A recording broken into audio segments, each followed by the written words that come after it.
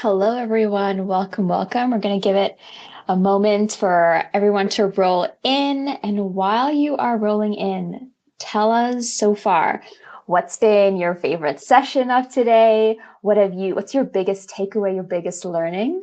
We're going to give it a moment and we'll get started. It's time because it's almost time for the session that we've all been waiting for with the legendary Dr. Mark Hyman. Our Chief Growth Officer at Practice Better, Abigail, who's also the co-founder of That Clean Life, is going to sit down with Dr. Hyman to discuss scaling holistic health, practice growth, technology, and future trends. They will explore the future of functional medicine and how to supercharge your holistic practice. You'll discover game-changing tips on using social media, technology, and patient-focused care to thrive as a practitioner in health and wellness. All right, Abigail, please take it away and introduce the incredible Dr. Mark Hyman. Amazing. Awesome. Okay. Hello, everybody. Welcome. And I'm incredibly excited to kick off our final session of the Practice Better Summit with a true visionary in the field of functional medicine, Dr. Mark Hyman. So Dr. Mark Hyman has been a pioneering force in transforming how we think about health and wellness, moving beyond the treatment of symptoms to addressing the root cause of disease. His work has inspired millions and continues to shape the future of healthcare. And if it's inspired you or if it's shaped any of your work, please let us know in the chat now. Dr. Hyman, it's an absolute honor to have you here with us today. Well, it's so good to be here. How's everybody doing? Good. We aren't able to see you. Oh, you can't see me? No. That's strange because I see me on you. Let me just see if I have a setting wrong. But let's see, I have the video. It says studio display camera. That's so strange. Let's see, try this again. On the bottom left of your screen, you'll see a hide, a mic, and a camera button. If you could click on the camera button, that might get that to work. Yeah, so I did. I had it all set. Can you see me now? No, can't see you. That's very strange. I see me and I see you, and I don't know what to say. And if there's an arrow, if you can see camera settings. Yeah. No, I got it. I see the studio camera display. I've got my screen in front of me. I see myself. I can even take a picture. I can see everybody. I don't know what's happening. I can try to do it on my laptop and switch over, see if that works, but it won't be as good. But let me try that. Okay. Sorry. Not at all. Okay. Give it a moment. Oh, you know what? Maybe I should just go out and in again. Maybe I'll just do that. Maybe I'll go out and in. Sounds good. Okay. How's that? Okay, I'll be right back. Give that a try. Okay.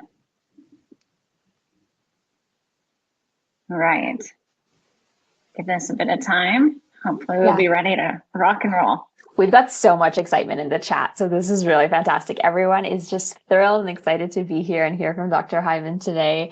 We've also had a day of some technical hiccups, and so would it be a collaborative virtual event if there wasn't something, someone's camera, someone's screen share, someone not being able to get in, you know?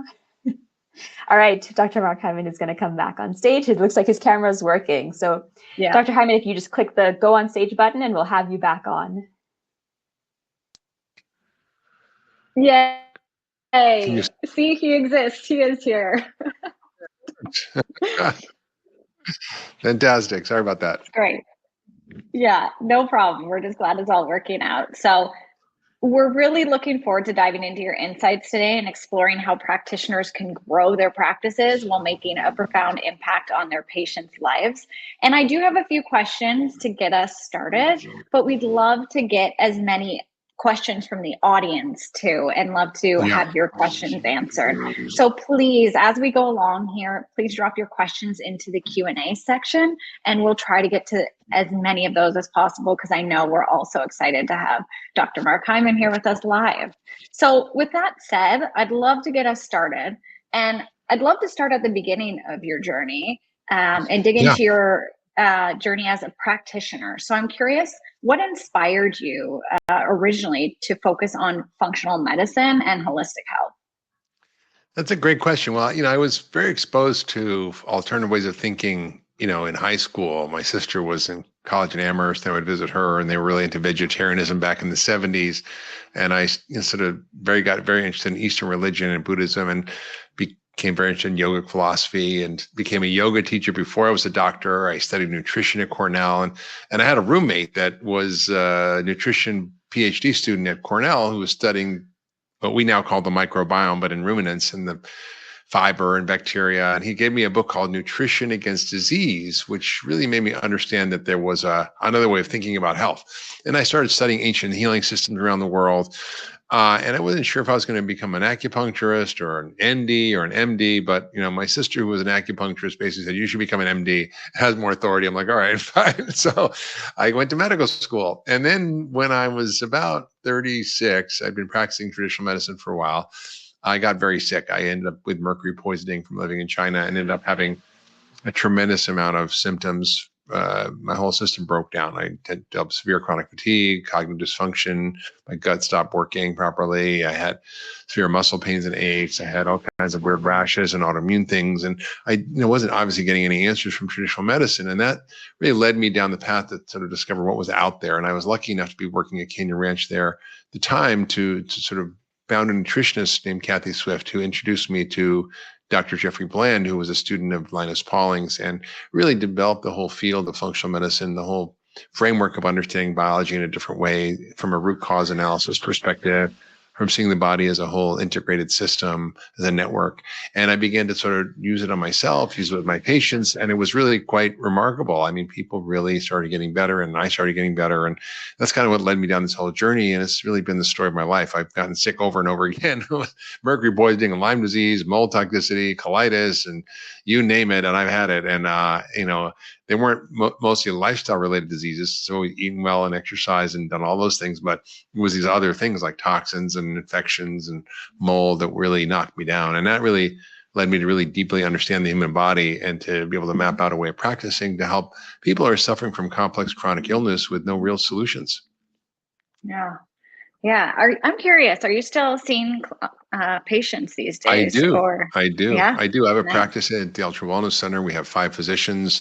We have 7 nutritionists. We have 3 PAs, and we have great staff of nurses and patient navigators. I also have the Center for Functional Medicine at Cleveland Clinic, where I do see a few patients still, but we have a whole team there. I'm a medical director. It's been now 10 years since we started it, which is amazing.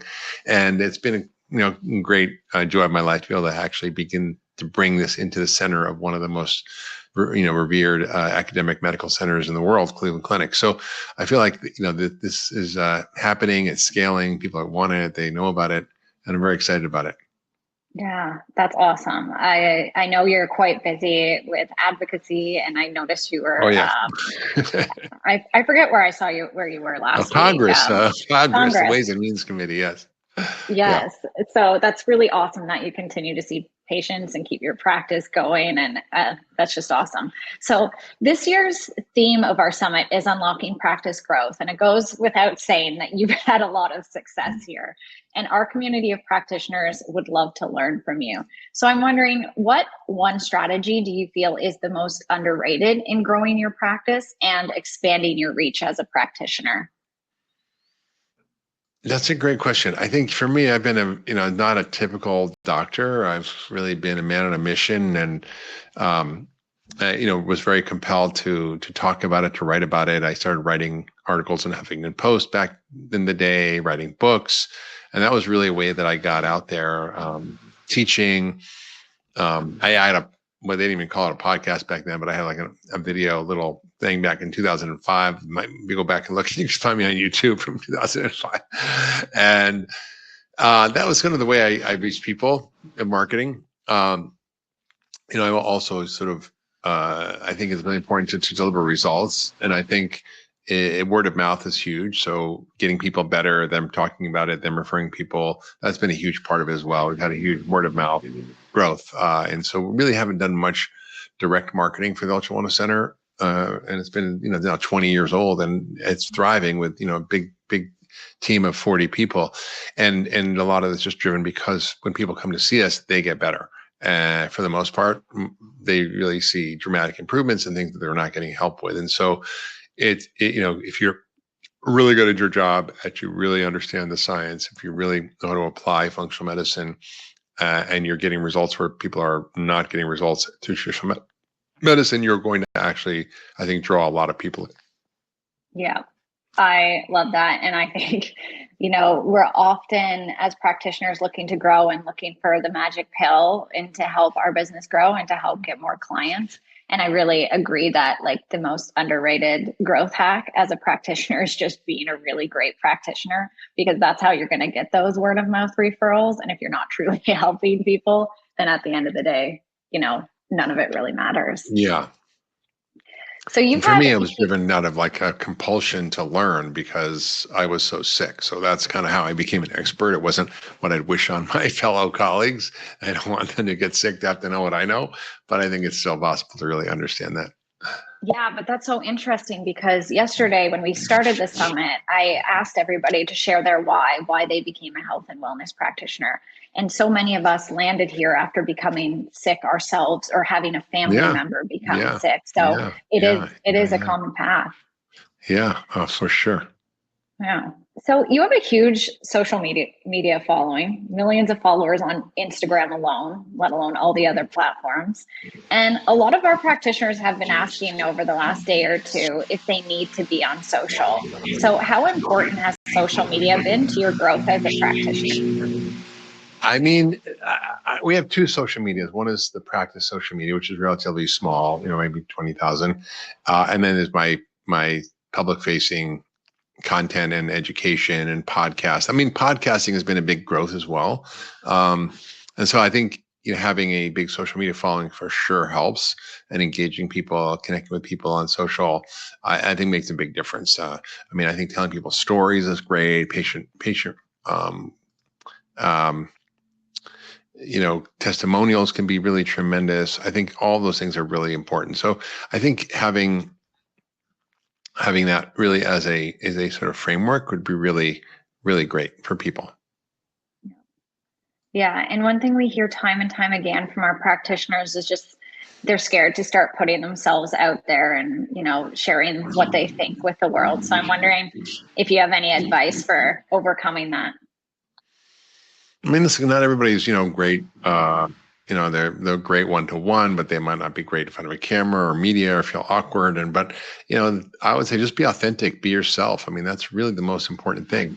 And I think, most people don't know how to do that. And I think they just kind of are afraid, but it's really possible to do the right thing and to be really, just yourself. And I think that's the most important thing. Just be authentic. Yeah. I'm going to take a few questions from the audience now. Bonnie is asking, as a health and nutrition coach, how do you see our role in preventative health for our clients? As a nutritionist, I think it's essential. I mean, I honestly don't have anybody, and I set this rule up when I was a medical director at Canyon Ranch, which was you could not see a physician without seeing a nutritionist. If food is medicine, there's no way to actually be a doctor if you don't actually have a nutritionist to treat food as medicine. I mean, it's just sort of bottom line. It was sort of a really core value of mine. And I think this is something that really, I think, should be part of most practices who are doing any kind of cutting edge medicine, because if food is medicine, how can you practice medicine without a nutritionist? Totally. And a similar question from Misha. What impact do you feel the role of a functional medicine certified health coach plays in the success of patients and clients? And I think you mentioned that you have health coaches that work at the Ultra Wellness Clinic. Is that right? Absolutely. We have health coaches at the Ultra Wellness Center. We have health coaches at Cleveland Clinic. It's part of our foundational core team, which is the doctor, the nutritionist, and the health coach, and or a PA, nurse practitioner. These are really critical. And I think, behavior change is hard.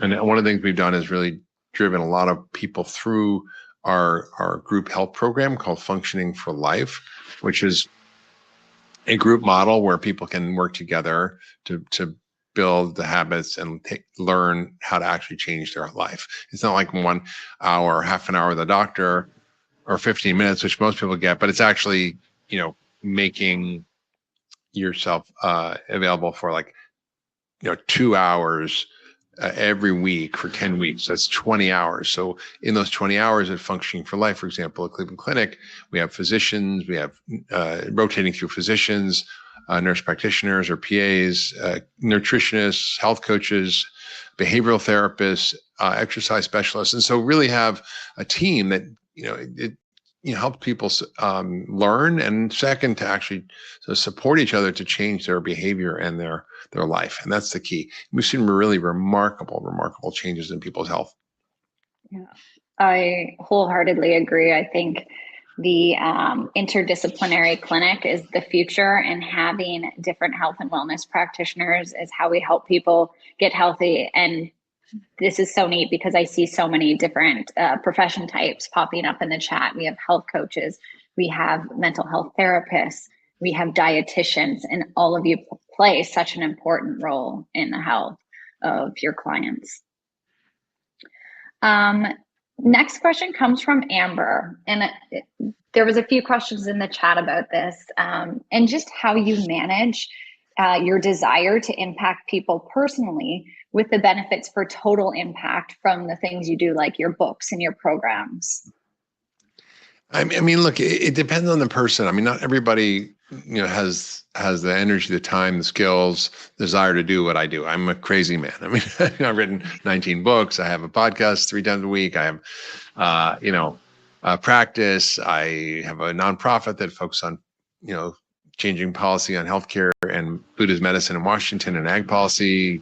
I'm part of the Cleveland Clinic Center for Functional Medicine. I speak around the world. So I'm a very unique kind of weirdo, but I think, what I've been driven by is just my passion for dealing with this burden of chronic disease that I've suffered from so terribly. And then I feel so much compassion for those who suffer unnecessarily. And I hear this every day. I just talked to someone the other day whose son was, a teenager, was really depressed, was, struggling terribly. And for me, it was like, this is not a hard problem to solve, but she was just desperate and struggling and didn't know what to do. And this just breaks my heart. And so that's what sort of motivates me.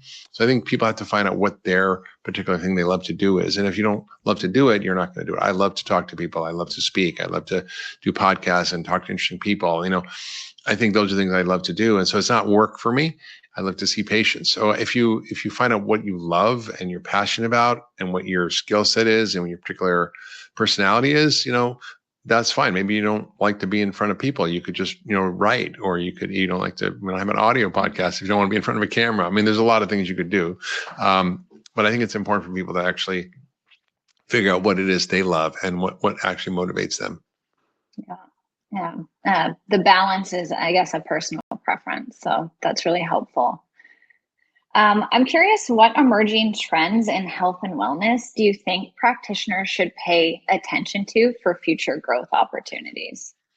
Well, I think one of the things is one is this addressing the burden of chronic disease and metabolic dysfunction and autoimmune disease and neurodegenerative diseases and those kinds of things that are really challenging for people to deal with. And the second is a whole area of longevity and health optimization and the sort of emerging science around how we optimize people's health using the model of functional medicine and systems medicine. And, part of that is, why I started a company called Function Health, which is really allowing people to become the owners of their own health data. And it intersects with the healthcare system by allowing them to bring the data to the providers. Often if I'll order patients' labs, and they go to the regular lab, they're going to charge like $15,000, but we've been able to get it down to $499, and you get a really deep panel of over 110 biomarkers, testing twice a year. You can track your data over time. So it's really important to actually have a really rich, deep, kind of data set to work with. And I think it's something that people can do in a way that starts to kind of engage their clients in a proactive model of health. Yeah. That actually brings up something for me, and something I saw in the chat asked too about your thoughts on trackers like wearables, like the Oura Ring and Garmin and the Apple Watch, and even continuous glucose monitors. What are your thoughts on those? Well, I think they're important. I mean, I think, the biomarkers are a deeper layer, but the truth is that, I have wearables, I track my data, I love to see what's going on in my body. And I think it's really an important advance. We can start to track things. There'll be implantables and, there'll be transdermal sensors. There'll be, be able to just do so much in the future as the technology emerges.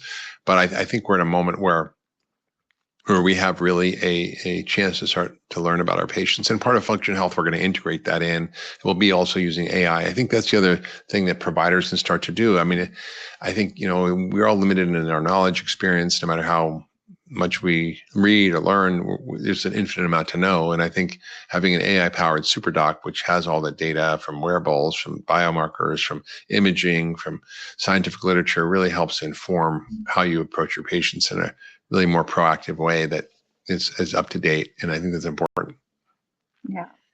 We're working hard to get all of those integrated within Practice Better so that our practitioners can have that data right within their EHR. And the world of health and wellness is evolving so fast in terms of technology and science and research. So I'm wondering how you stay on top of it all. How do you stay on top of the latest research and technology? Well, I mean, I'm always reading, learning. I mean, I have feeds that feed me the latest scientific literature. I'm often receiving stuff because people send me stuff. I'm also deep into sort of looking for more science through PubMed. I do spend a lot of time on PubMed, looking at the research and seeing what's emerging. If I'm diving deep into a particular topic, also, I write books, so that kind of motivates me to just do more research. For example, on longevity, I've read thousands of papers now on the science of longevity, and I might not have done that if I wasn't writing books. So to find things that sort of interest you, even just read a little bit a day. I think ChatGPT and other AI platforms allow you to sort of query things and learn more. And I think it's the data is usually pretty good. I'm impressed with how good it is in answering questions. So like, I don't remember what my CD4 to CD8 ratio exactly means. I know it's important, and things change as we age, and there's immunosenescence, but how do I start to look at that? Or so if I have a topic that I'm really interested in, like how do we measure immunosenescence and how do we measure immunorejuvenation, like I'm going to sort of start to dig into that and start to look at the literature. Love that. So you are writing your next book, because that was another question I saw. No, not. No. Not yet.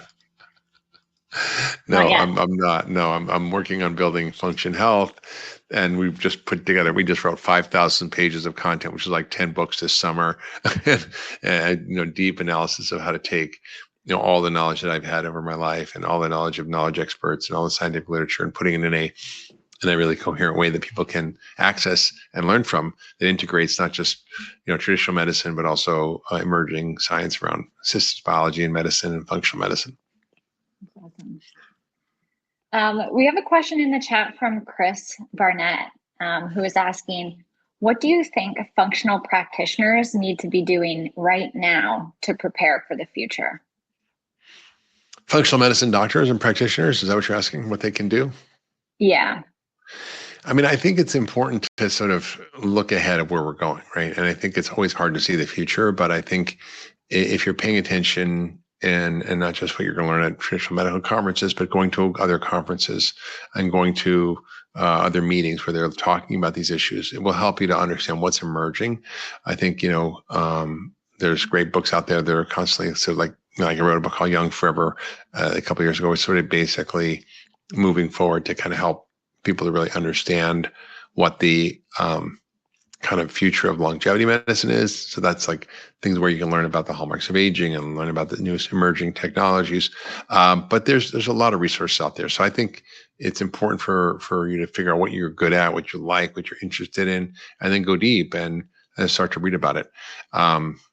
So I think there's just no lack of sort resources, from conferences to online conferences to academic resources like PubMed, and of course AI now is allowing us to sort of make sense of this. And for example, right now, like, reading a scientific paper can take a long time, but you can literally just throw it in ChatGPT and say, summarize this and tell me the main points and the flaws and the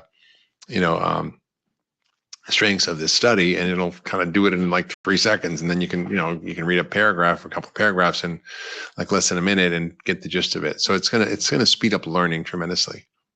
Yeah. We've been talking a lot about AI the last couple days and how, as practitioners, we can leverage this in our practice. And I'm not sure that one has come up. So using it to summarize and simplify scientific literature is a really great call out. Absolutely. Absolutely.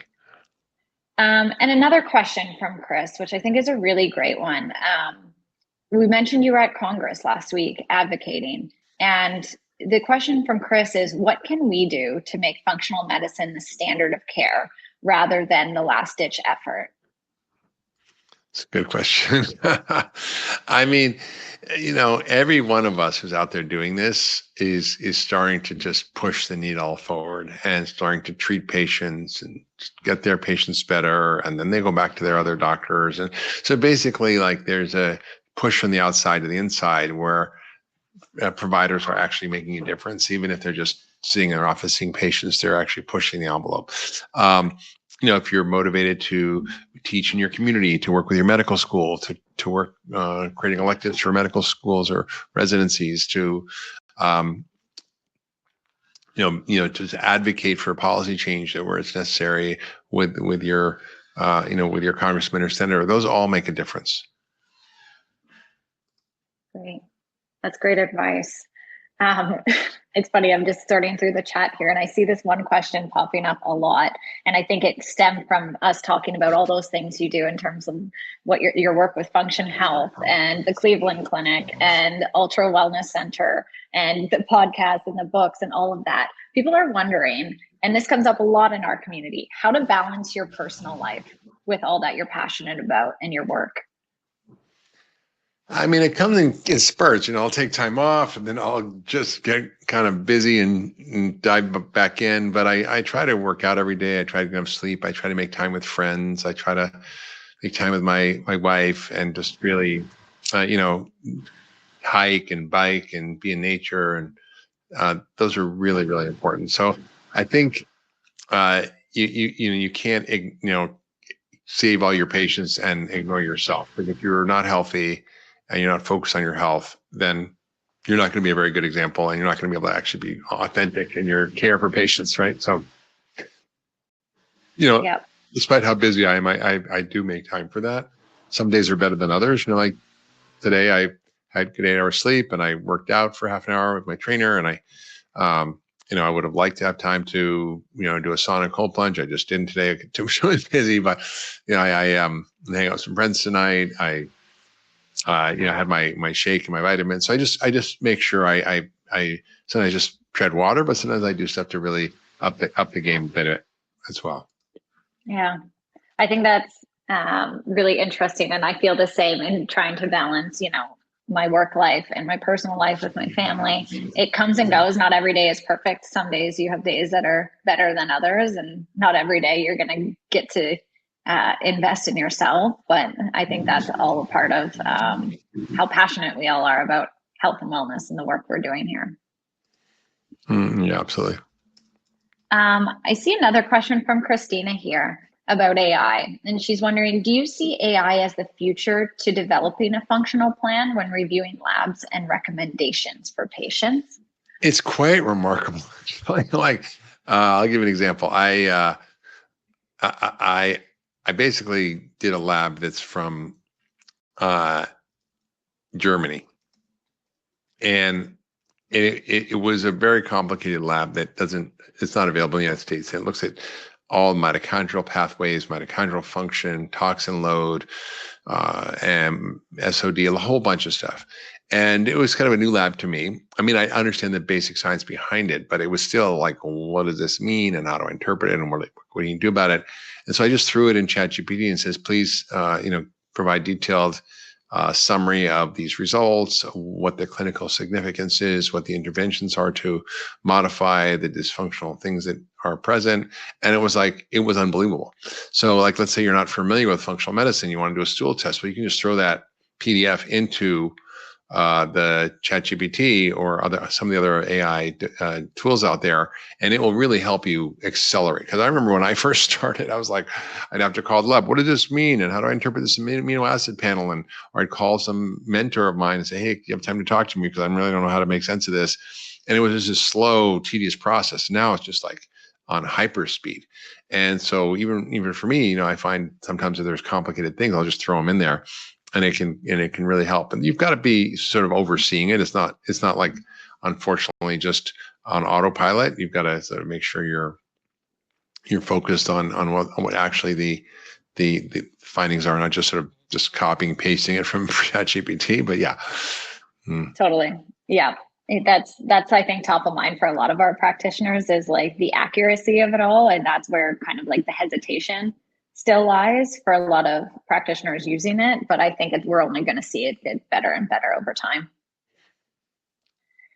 That's right. Some questions coming in about Function Health. A lot of people are curious about your work and what you're building with Function Health. Yeah. So there's one question from Bonnie here asking if registered dietitians will be able to use Function Health with their clients, or if it's mainly a consumer product. Well, that's the beauty of this.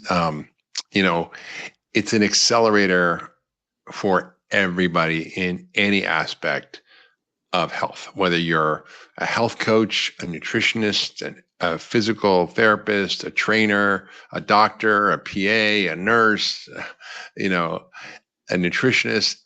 100%, this will accelerate your ability to work with your patients.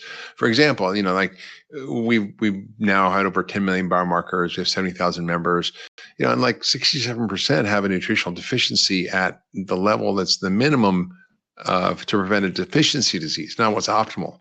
And over 90% have metabolic dysfunction based on their lipid biomarkers, 46% inflammation. So, and as providers, the AI will help us, or even if you're just a health coach, will help you to understand it and then support your patients. Say, look, this seems to show that you have metabolic dysfunction. Let's work on your diet, or let's work on your fitness, or let's work on finding out why there's inflammation and so forth. So I think that's really, really important. Yeah. And where is this available? Is it only in the US right now? Only in the US right now, but it's soon going to hopefully be more widely available. Great. That's so exciting. Debbie is wondering, why do you feel so many physicians are still not embracing nutrition and lifestyle into their practices? Great question. Was there a second part to that?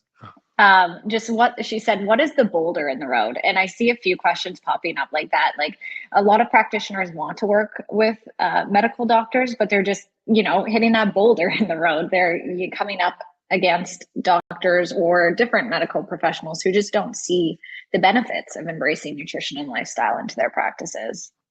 Yeah. Well, I mean, I think the reality is that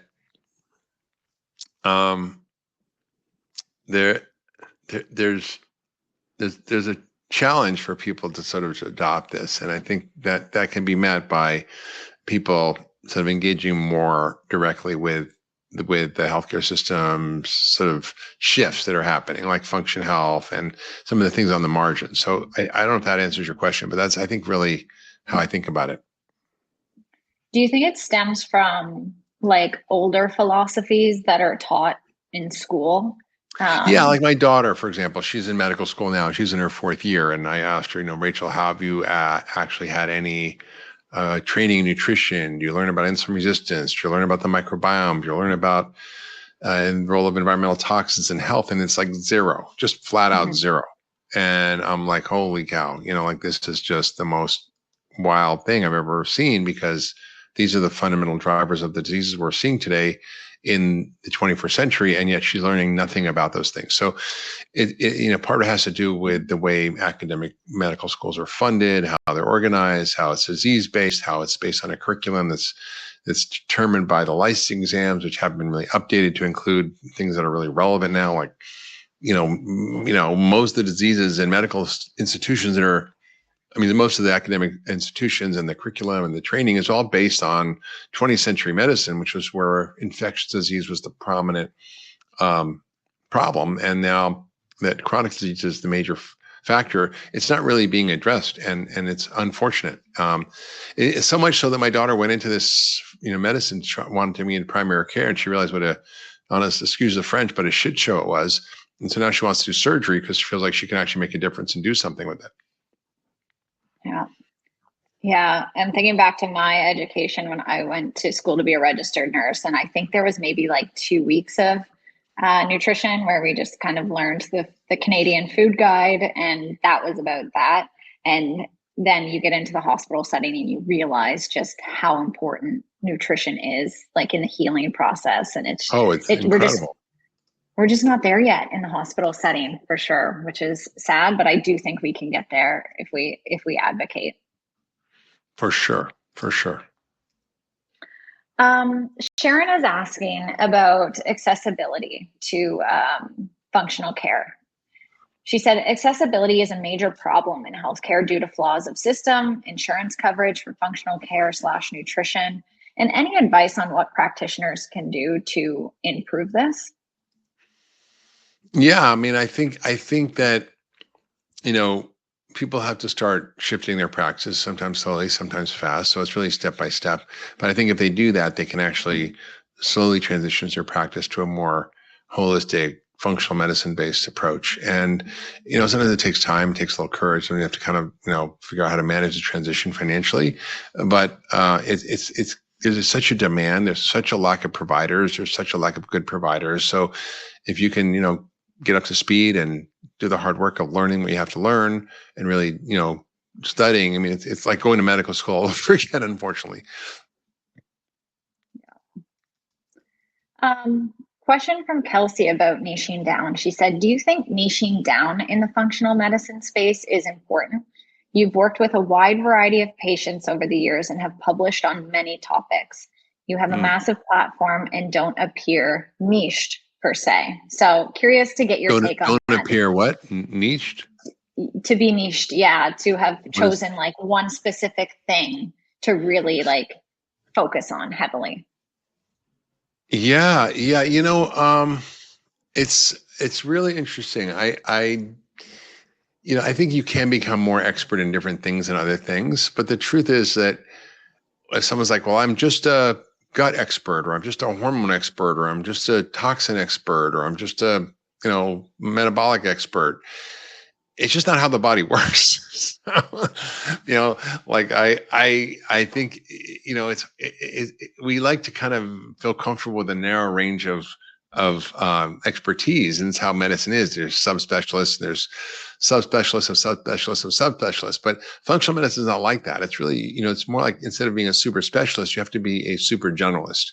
And that's really the truth. And you have to understand at least some degree about everything in the functional medicine framework. We call it the matrix, but it's the predisposing, triggering, causative factors, or the fundamental lifestyle factors, and how those influence the 7 biological networks that are at the root of all disease: our gut, our immune defense and repair system, our energy mitochondria, our detoxification systems, our transport circulation systems, our communication systems, and our structural system. And all those things are able to help explain all the myriad diseases we see. So when you have someone with a hormonal disruption, it could be because of the diet they're eating, it could be because of a toxin, it could be because their immune system's not working right, or their gut microbiome's off, and like you've got the same end problem, but it might have different results. So you kind of have to know all of it in order to treat anybody. Honestly, I don't know how you do that. So I think we like to kind of have our narrow view, but you just got to dig in, and honestly, it's not that hard. Like if you learn the basic fundamentals of how these systems work, and what makes them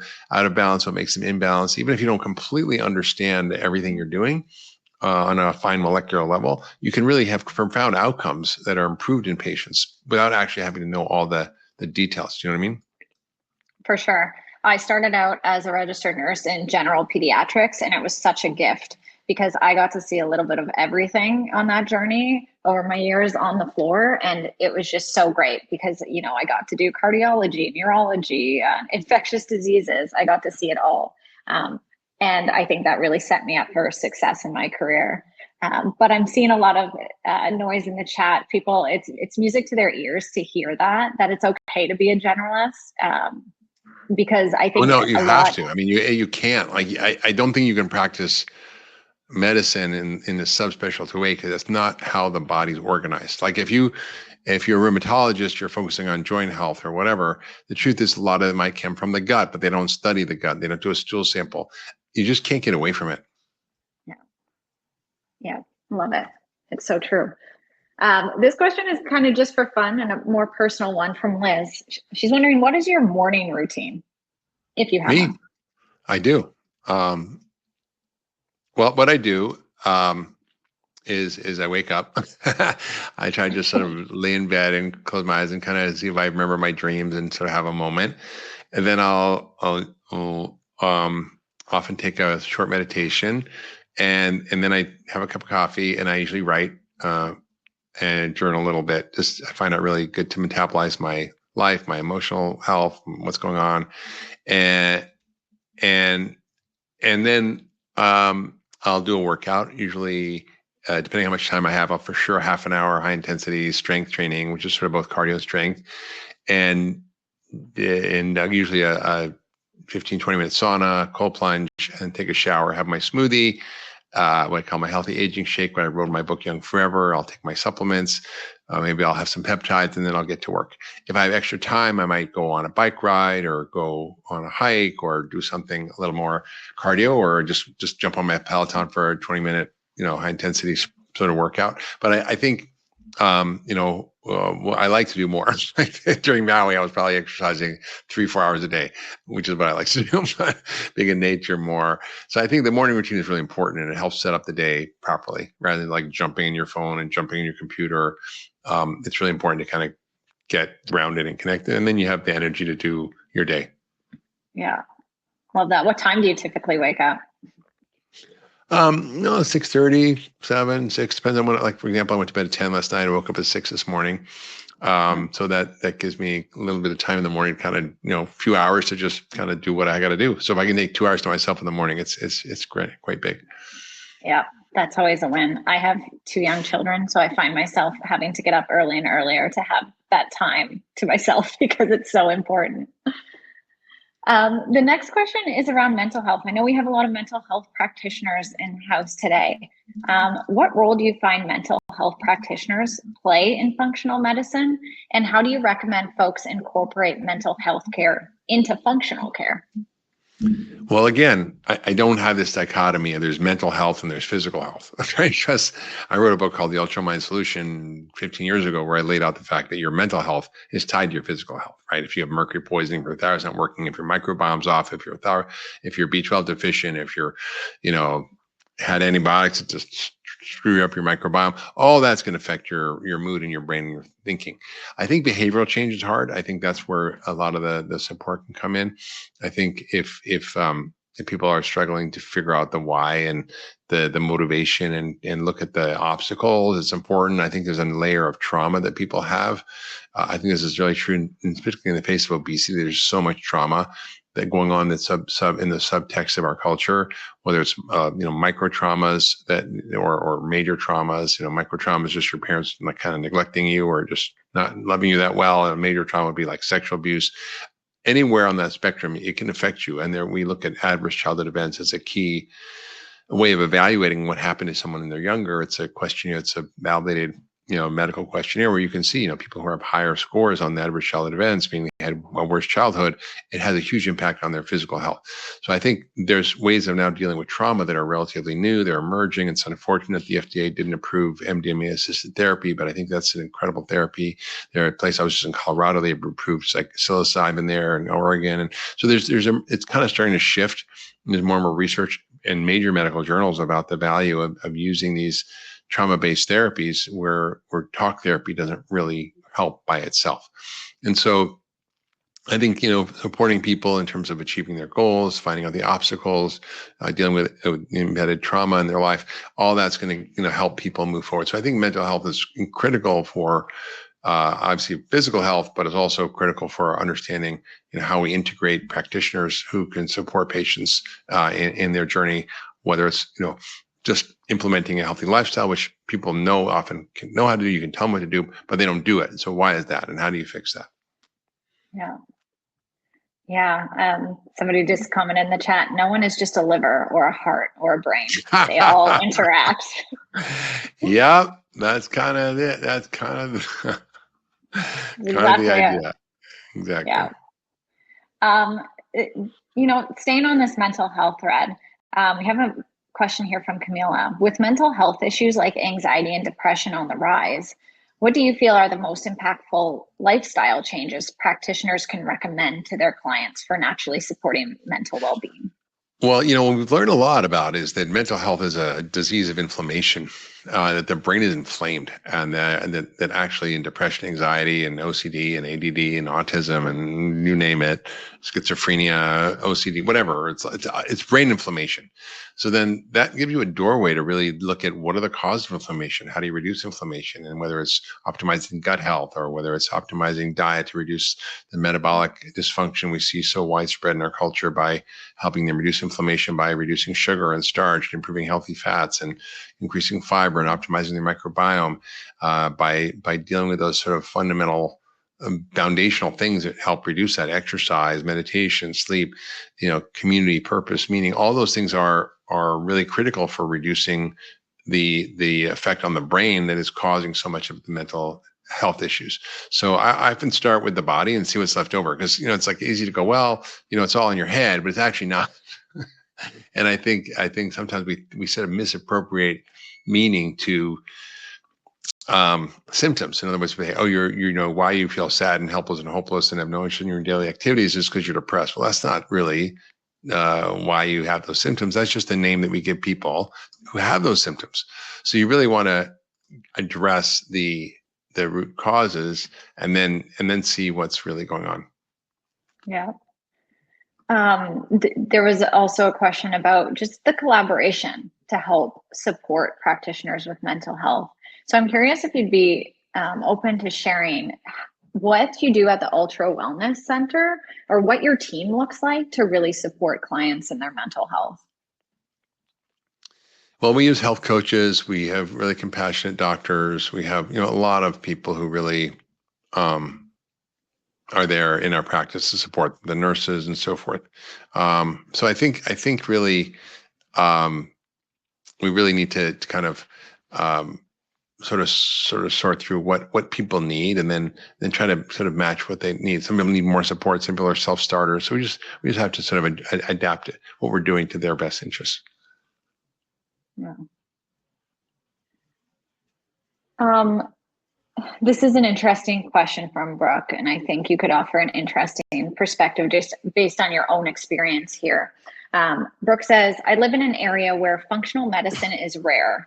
We are lucky to have one ND, who I see. How do we get the word out on the benefits and help that a health coach can provide? I recently added this credential to my resume 2 years ago and have not had any success in getting the word out. It's so important. So to sum it up, I'd just love to hear about your experience and how you've really gotten the word.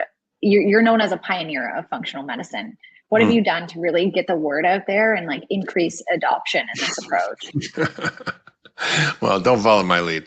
I mean, I've killed myself for 40 years. I basically, just I think I was so driven because I was so sick, and it was so imperative for me for the world to know about this. And I saw how many people were actually healing using this approach, and it was made me angry and frustrated because I felt people weren't getting to hear about it, which is why I wrote 19 books, which is why I was on the chairman of the board of the Institute for Functional Medicine, which is why I go to Congress advocating for this, which is why I travel around the world speaking, which is why I have a podcast that talks about these issues regularly.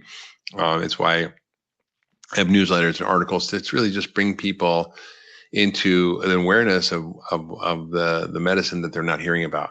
And so I don't recommend what I've done. Because a lot of road rash, and I've sacrificed a lot, but I actually feel gratified that now it's kind of a thing, and I'm still working, on it, but I think, with Function Health, we're actually able to scale up to not just, treating, thousands of people, but millions of people. Yeah. Well, thank you. Thank you for all your boots on the ground over the years, and, for bringing us as far as you have. There's a popular concept, I think it's by Simon Sinek, and it's about finding your why. And I think that's kind of what I see coming in here. I think it's your passion that ignites you to get the word out there, and your past experiences. And Simon Sinek says, a lot of people know what they do and they know how they do it, but they don't know why they do it. And that why is the most important piece. And you really need to find your why. Yeah, 100%. Yes. Okay. I'm going to try to get through a few more questions. I know we only have a bit of time left. Okay. So this is an interesting one. Do you think that sometimes categorizing or labeling people in terms of their illness, especially children, can be more harmful at times than helpful? I'm not, there's a mentor that I had who's, I think, probably one of the most brilliant thinkers in medicine in the last, 100 years, honestly, at least the last 50 years, named Sidney Baker. And he came up with a lot of the practical frameworks for practicing functional medicine. One of them is this whole concept of the name it and blame it game. And, we name the disease and we blame the name for the problem, then we tame it with a drug. We have depression. That's why you're sad. No, that's just the name of why you're sad. And what do you need? Well, you need an antidepressant. No, well, depression is not a Prozac deficiency. So there's this name it, blame it, tame it concept that is so important. And I don't like labels. I don't like names. I think they're often kind of meaningless. And I also think that they're not completely irrelevant. I mean, it's kind of gives you a place to start.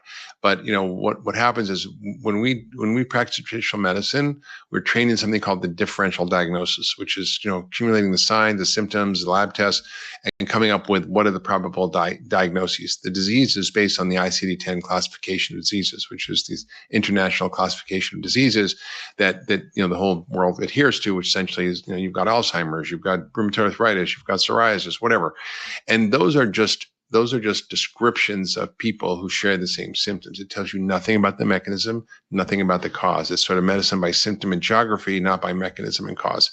And so for me, it's really important to not get so stuck on labels and to figure out what is unique about each individual. Leora Hood talks about P4 medicine. It's predictive, it's preventive, it's personalized, and it's participatory. And that means it's different for everybody. And everybody's biology is different. We're 8 billion people. Each of us is different genetically, metabolically, from our life experiences, our exposures. And so we have to really shift to N of one medicine. And this is really where things are going. I think it's really important. Yeah, love that. And the chat is just lighting up. So many people, this resonates with so many people. I'm going to ask for a bit of a hot take with this next question. Rebecca's asking, in your opinion, how did we get so far off the mark in healthcare in the United States? And how did medicine in the US become so pharmaceutically driven? Oh man, that's a big question. I mean, I wrote a book about this called Food Fix, and it talks about the challenge of our healthcare system. But it's complicated. I think it started out with good intentions, right? We had a predominance of infectious disease, people dying of TB and pneumonia, and really it was quite serious back at the turn of the last century. And we developed a model which is based on the bacteria, the germ theory of disease, where there's a single germ that causes a single disease treated by a single drug. And that was a major miracle. I mean, we had antibiotics, we had it was phenomenal. And that was great. But then all of medicines kind of sort of came to this conclusion that is actually how everything works, particularly chronic illness, but it doesn't. And so we got stuck in that model. We're going to find the cure for Alzheimer's, a cure for heart disease, a cure for diabetes. There's no drug. Like you can take, if you get strep throat, you take penicillin, you're better. There's no drug that's going to cure Alzheimer's or cure heart disease or cure diabetes or cure lupus or cure depression, right? These are multifactorial causality diseases, and they need multimodal interventions, which is not how medicine is practiced.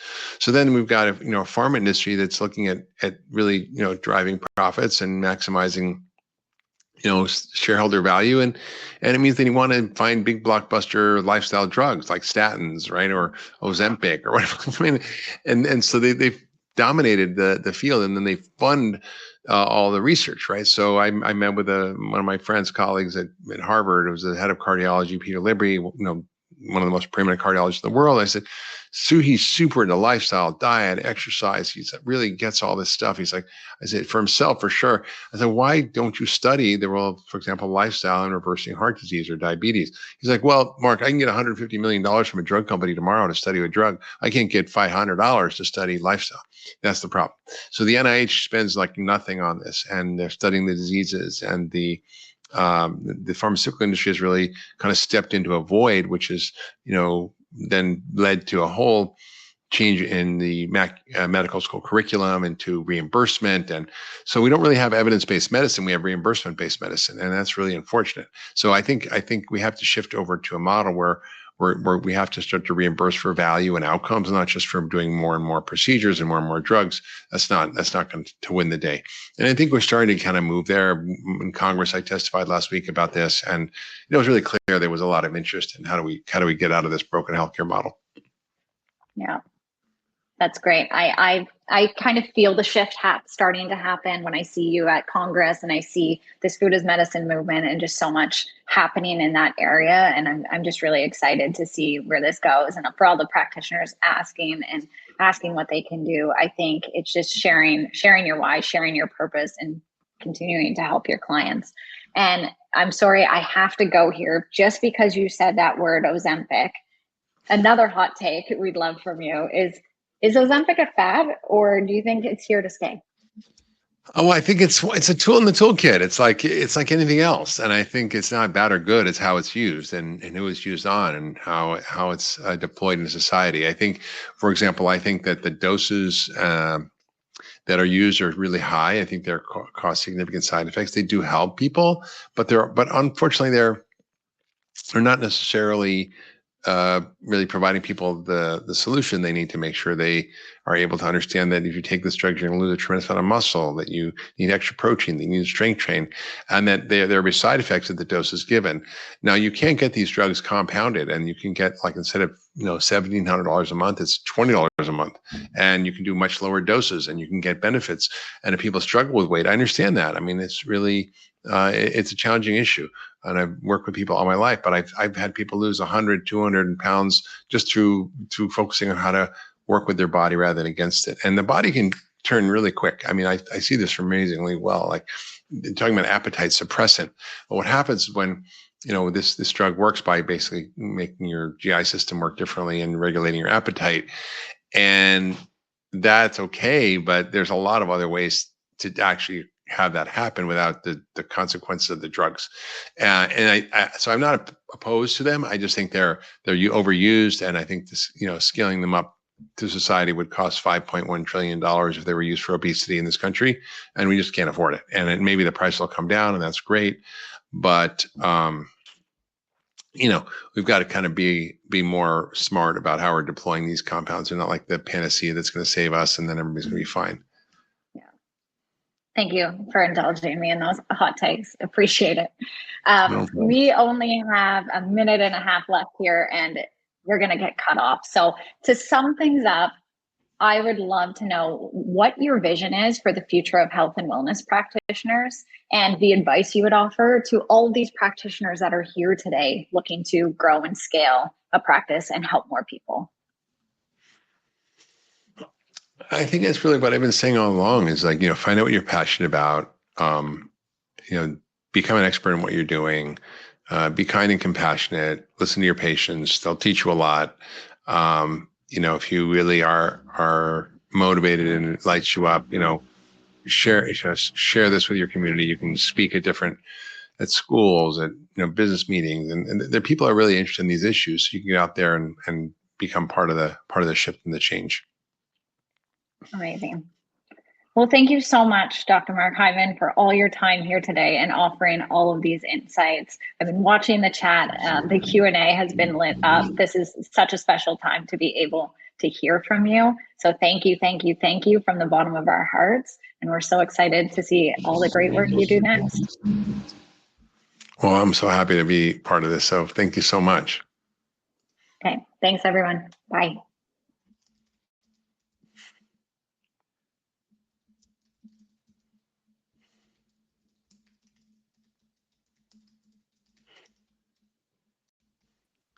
Sorry, I didn't tell you how to leave the stage. You can just click leave stage. Well, okay. Don't I have to do a Q&A or something after, or no? Is this it? Are we done? Yep, you're all set. Okay, great. Okay, take care. Thank you.